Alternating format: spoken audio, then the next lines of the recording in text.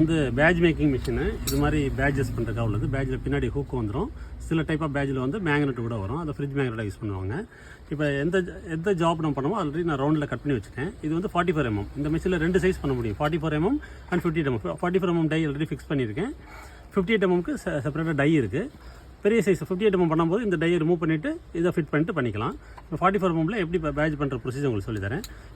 இதில் பேட்ச் பண்ணுற raw material வந்து 3 பார்ட்டாக வரும். ஒன்று வந்து மெட்டலு, ஒன்று பிளாஸ்டிக்கு அண்ட் மேலே ஒரு லேமினேட் ஃபீல் மாதிரி ஒன்று வரும்.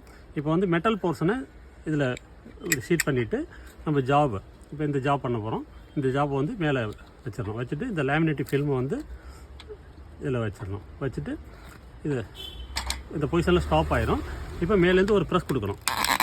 ப்ரெஸ் கொடுத்தோன்னா அந்த ஜாப் வந்து நம்ம இந்த இடத்துல வச்சுருந்த ஜாப் வந்து மேலே போயிடுச்சு. இப்போ இந்த பேட்சில் வந்து பின் வந்து கீழே வர மாதிரி வச்சு ரைட் சைடு இந்த பக்கம் வைக்கணும்.